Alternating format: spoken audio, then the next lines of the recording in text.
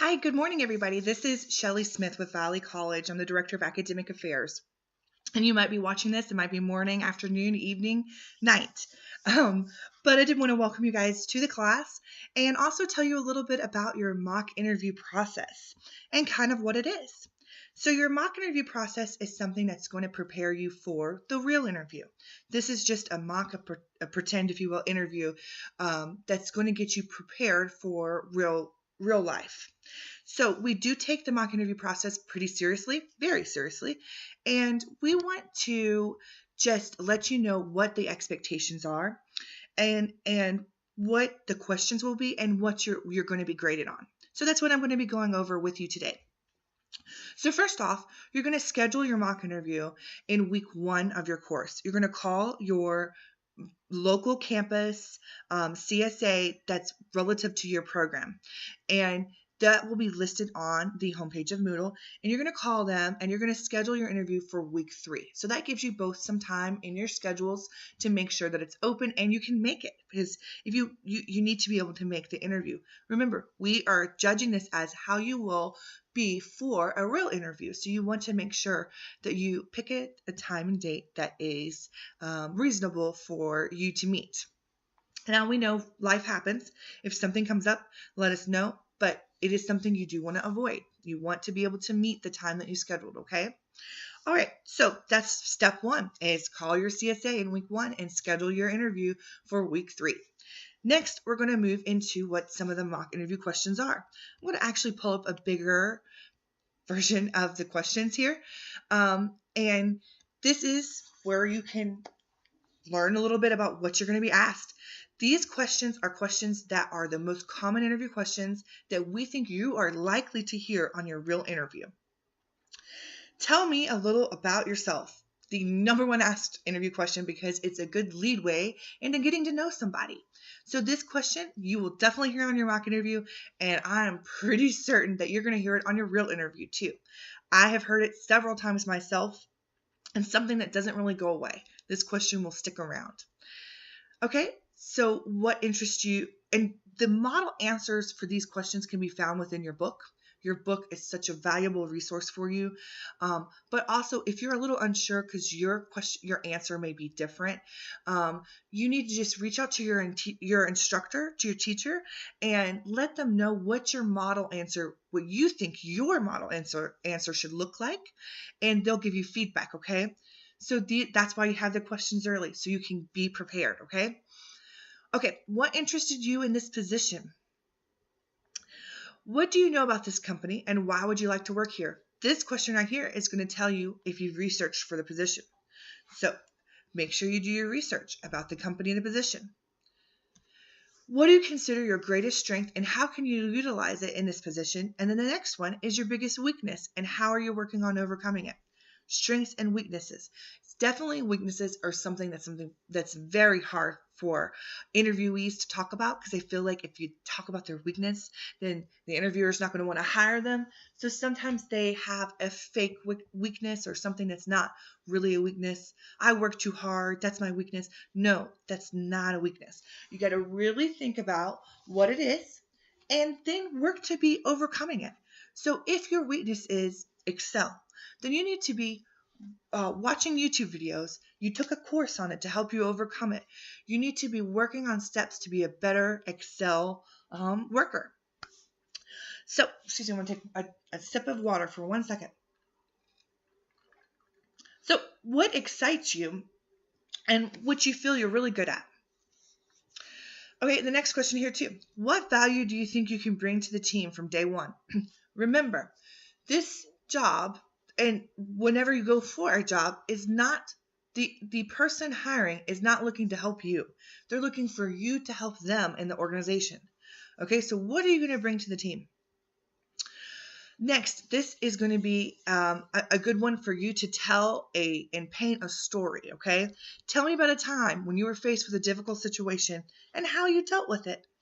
So you're going to be able to tell, the background of the situation and how you overcome.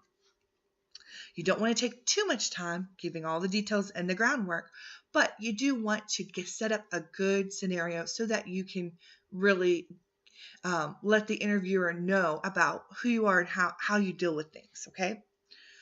What are your professional long-term goals? That's a question a lot of people get in trouble with sometimes. I really encourage you to look at your book on the suggested answers for this one. And then lastly, why should I hire you? So these are the questions, and you guys have plenty of time to prepare and think about your specific answers. Look in your book, and also talk to your teacher about maybe some different answers that you may have, okay? All right, so now we're going to talk about what you're going to be graded on. So in this little section, I am going to look at the outstanding column on how you can reach the best grade possible. That's your goal, okay? So we'll talk about if you don't reach the goal at the end, okay? But for now, to look at the first, and you can look back at this as you wish. But to go through this, I'd like to look at what the goal is. Okay, so you're going to be graded on your first impression. So within 30 seconds of meeting somebody, you have a first impression. So it's really important to practice first impressions. So practice, handshakes, being on time, arriving to the interview dressed professionally. What one considers to be professional, maybe somebody else doesn't.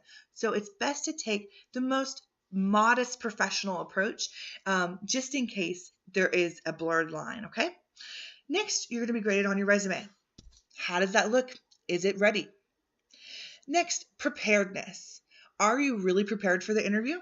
You don't want canned answers. You don't want to be so over-prepared that you've memorized word for word what your answer should be.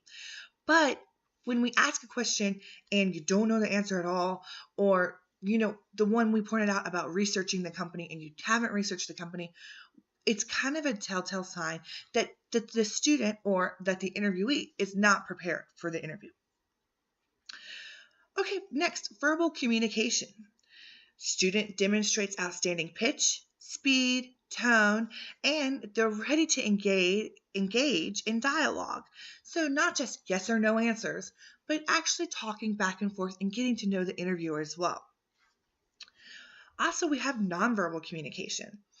So the student that's going to have this excellent column over here, outstanding column, they are going to have good eye contact, great posture, and they're going to remain relaxed and calm during the interview.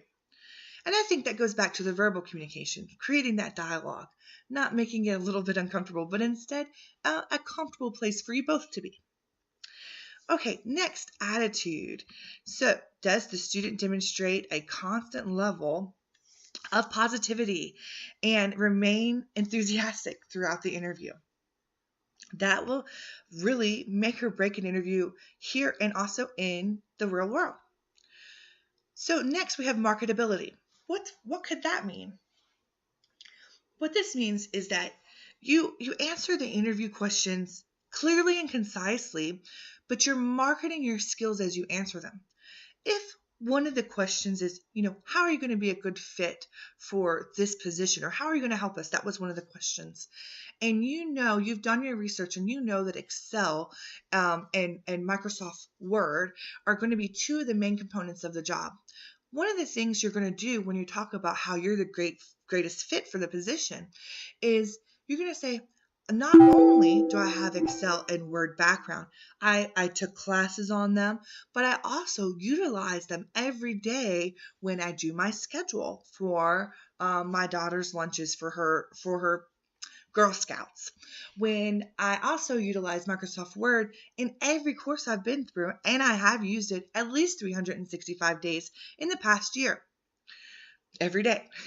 So when you give those specific examples, it kind of opens up the idea that, okay, you're not just saying, yes, I know Excel, yes, I know Word, but you're giving little stories, little backgrounds to go with it, to give what you're saying weight. You're marketing yourself, okay?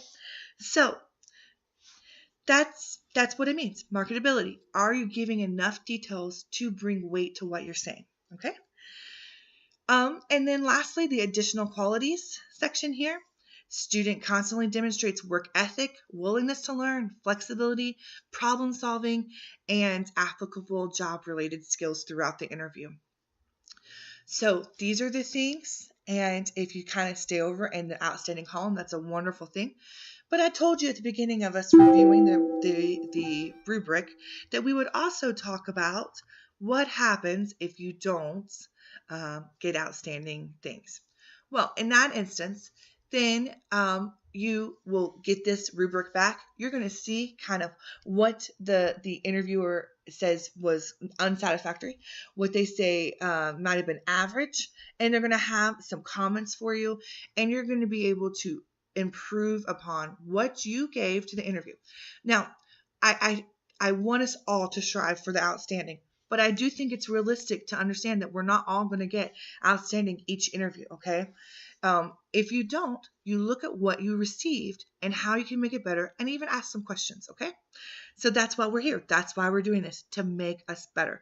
If you were already perfect, you might not need this, but we're going to make it better, okay? I don't know that we'll ever be perfect, but we will keep continuing and striving to do better. So that concludes kind of what the mock interview process is. Calling your CSA at the beginning. We looked over the questions and what you're going to be graded on as well. So I encourage you, utilize your book, utilize your instructor. Okay, those resources for you are invaluable. They know so much. And good luck on not only your mock interview, but your future career job search cycle and many successes to come in the future. Thank you, guys.